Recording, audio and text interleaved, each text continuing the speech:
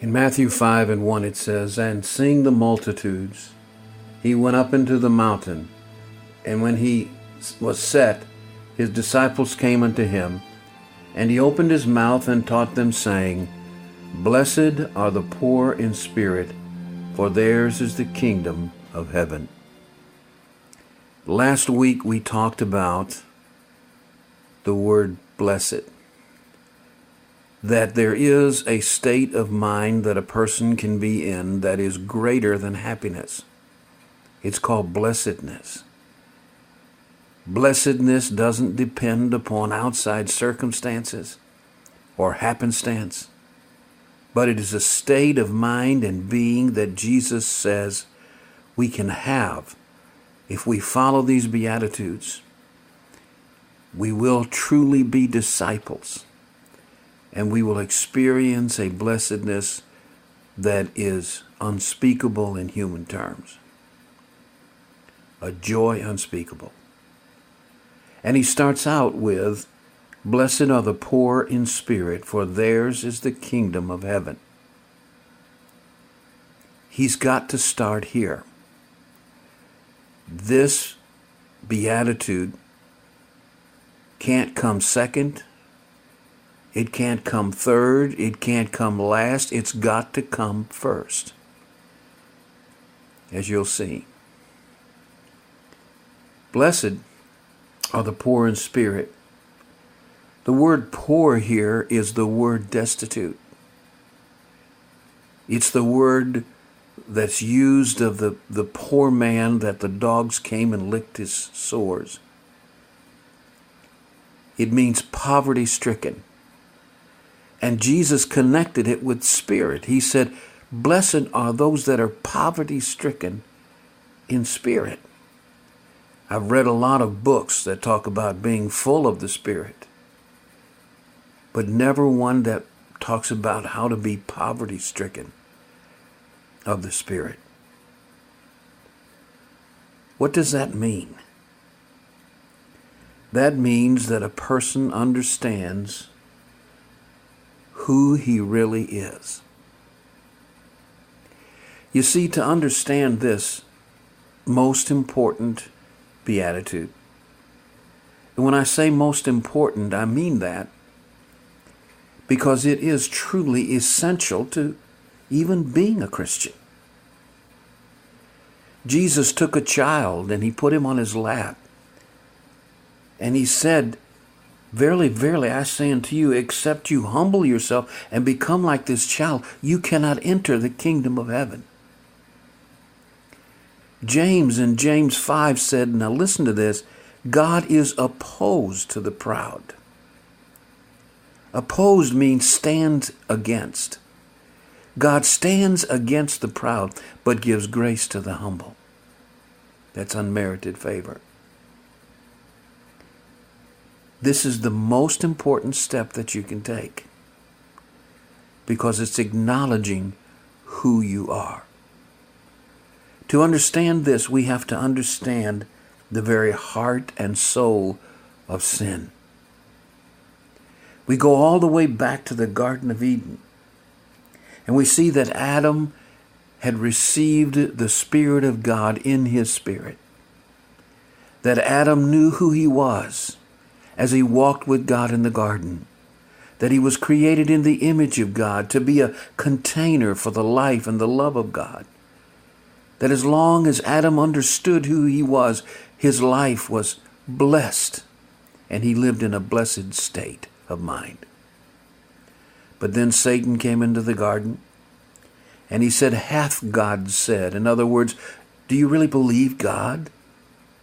And then he went on to say, if you eat of this tree, you will become wise. You'll become like God.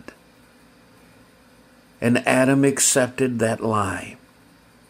The lie that you don't need God. The lie that you can step out and away from God and be as God.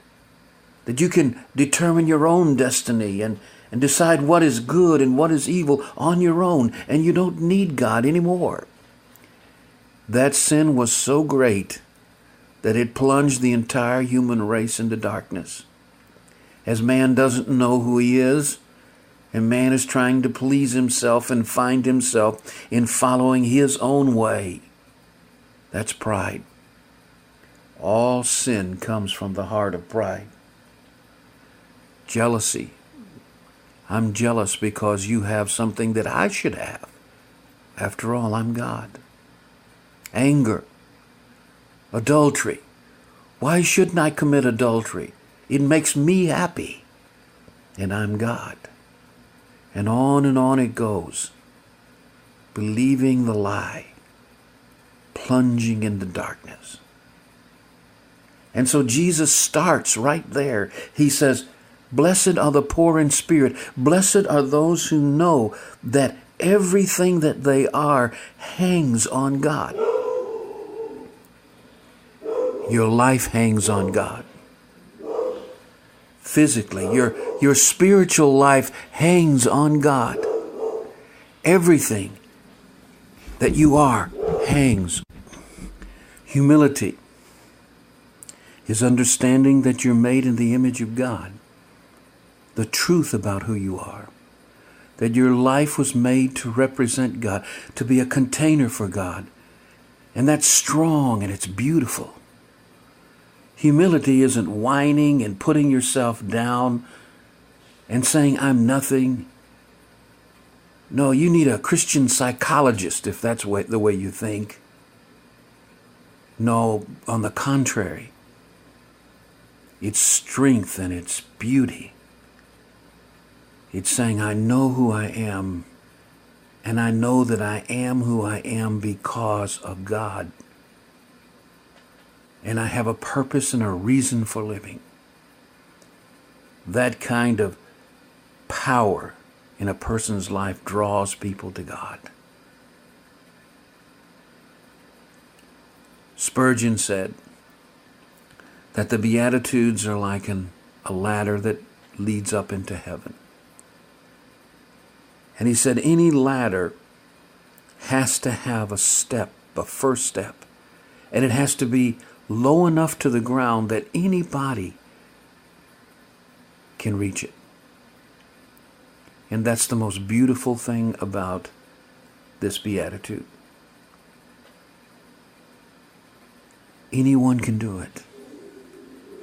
Anyone can start up this ladder of God, this what I call mountain of God. Can humble ourselves and admit who we are. Humility says, I can't take God's place. I know who I am. If you take a pencil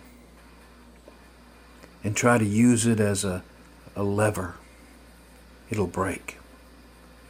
And that's what we have in so many broken lives. Trying to answer our own problems and trying to find the solutions of life and what life is all about on our own. But when you take that pencil and use it for what it was meant for, you can write beautiful poetry or beautiful messages of encouragement. When I understand who I am, once I've seen God, and once I've seen myself, and I've seen the cross, and I've seen my sin, and in every way, I realize that I am because He is. I can be humbled. In Luke chapter 18, there's a great illustration of two who went up to pray, and the Pharisee in his pride said, I'm glad I'm not like that person over there. That person who's not religious, that person who doesn't give, that person who's a Gentile. But then Jesus said the other man beat on his chest and couldn't even lift his head up to God. And Jesus said, that is the man that went away justified, that is justified, never sinned. The first step that we have to take is to realize that, spiritually speaking, we have nothing to offer God. Then God says, okay, now you're ready. Blessed are the poor in spirit, for theirs is the kingdom of heaven. The door is now open. Now you can come in. Now you understand what you were created for.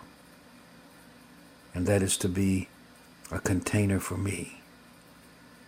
And we can go forward with the rest of the Beatitudes, because each one of these Beatitudes builds upon the other. Blessed are the poor in spirit, for theirs is the kingdom of heaven. If this podcast has been of an encouragement to you, you can hear more by going to johndkimbrough.com. Thank you.